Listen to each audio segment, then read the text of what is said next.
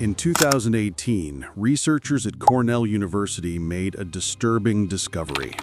By analyzing messaging patterns on a popular chat app, they could predict when romantic couples would break up, an average of 3 weeks before it actually happened. The algorithm wasn't reading the messages themselves, it was tracking something far more subtle: response times, message lengths, emoji usage, and the spaces between conversations. By the time you realized your relationship was ending, your phone had already known for 21 days. The study started as academic research into communication patterns.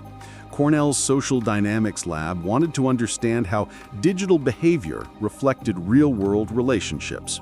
They analyzed anonymized data from thousands of couples who used messaging apps. What they found shocked even the researchers. The patterns were so consistent and predictable that the algorithm achieved an 84% accuracy rate in forecasting breakups. The data point seemed innocent at first: how quickly you respond to your partner's messages, whether your texts are getting shorter over time, if you've stopped using heart emojis or switched to thumbs up instead, how many hours pass between your messages compared to a month ago. Each individual change meant nothing. Together, they painted a mathematical picture of a relationship slowly dying. Here's what the algorithm noticed in relationships heading toward breakup. Message response times gradually increased from minutes to hours to days. Text length decreased by an average of 30% over 3 weeks. Emoji usage dropped significantly, especially affectionate ones like hearts and kisses. The time between conversations stretched longer. Good morning and good night messages disappeared first. Questions went unanswered more frequently. The word "we" was replaced with "I" in everyday conversation. One couple in the study showed the pattern perfectly. In January, they exchanged an average of 47 messages daily, with responses within 3 minutes. By early February, messages dropped to 31 per day with 20-minute response gaps. Mid-February brought 18 messages daily with hour-long delays. They broke up on February 23rd. The algorithm predicted it on February 2nd, exactly 3 weeks earlier. Neither person consciously knew their relationship was ending when the data showed the truth. But this wasn't just academic research. The study was funded by a tech company developing predictive analytics for advertising. The business model was elegant and disturbing. Identify when relationships become vulnerable, then sell that information to companies selling products people buy during breakups. Dating apps, ice cream brands, alcohol companies, self-help books, and travel agencies all want to know when you're newly single. Multiple messaging and social media apps already track these patterns. WhatsApp, Facebook Messenger, Instagram DMs, and Snapchat all collect metadata about your communication behavior. They don't need to read your actual messages to know your relationship status is changing. The patterns in how you communicate tell them everything. This data is valuable. Relationship stability scores are sold to data brokers who package them with other information about your life. Dating apps use this technology most aggressively. When your messaging patterns with a current partner show decline, dating apps increase notifications and promotional offers. Tinder sends more match suggestions. Bumble offers premium features at discount. Hinge reminds you of people you swiped on months ago. They know you're about to be single before you do. The timing isn't coincidence, it's calculated. The implications extend beyond romantic relationships.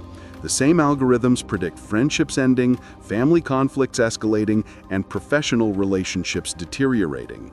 Your communication patterns with your best friend show the same predictive signals. LinkedIn tracks how your professional network interactions change over time. Slack analyzes workplace messaging to predict employee turnover and team conflicts. In 2019, a woman named Sarah Chen discovered her data was being used this way. She requested her information from Facebook under California privacy laws. The file included a relationship stability score that updated weekly. It tracked her romantic relationship, close friendships, and family connections. Each relationship had a numerical prediction of its likelihood to continue. Her score with her boyfriend had been declining for 2 months before they broke up. Facebook knew before she did. Insurance companies started buying relationship stability data in 2020. Some life insurance providers use it to assess risk, arguing that stable relationships correlate with lower mortality rates. Employment screening services sell relationship stability scores to companies during hiring. The logic is that unstable personal relationships might affect job performance. Privacy advocates call this discrimination. Companies call it data-driven decision-making. The European Union's General Data Protection Regulation tried to address this in 2018. The law requires apps to disclose what data they collect and get explicit consent. But most people still click "I agree" without reading terms of service. Apps now bury relationship tracking in technical language about communication pattern analysis for service improvement, legally compliant, ethically questionable. American privacy laws remain weaker. Most states allow this data collection as long as terms of service mention it somewhere in the legal documents. California's privacy law lets you request your data but doesn't prevent collection in the first place. Apps continue tracking, predicting, and selling your relationship patterns. You can check what your apps are tracking. iPhone users can review app permissions in Settings under Privacy. Android users find similar controls in Settings under Apps and Permissions. Look for access to contacts, messages, and usage statistics. Limiting these permissions reduces tracking but makes some features stop working. The trade-off is functionality for privacy. The uncomfortable truth is that prediction accuracy keeps improving. Machine learning algorithms get better as they collect more data. Today's 84% accuracy will be 90% next year and 95% the year after. Your phone will eventually know your relationships better than you know them yourself.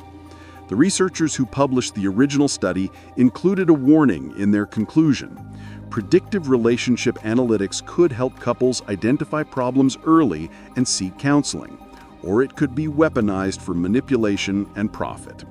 5 years later, we know which path was chosen. The data is too valuable and the regulations too weak. Every conversation you have, every emoji you send, every minute you wait to respond becomes another data point in someone else's prediction model. Your phone knows when your relationship is ending. The question is what happens with that knowledge.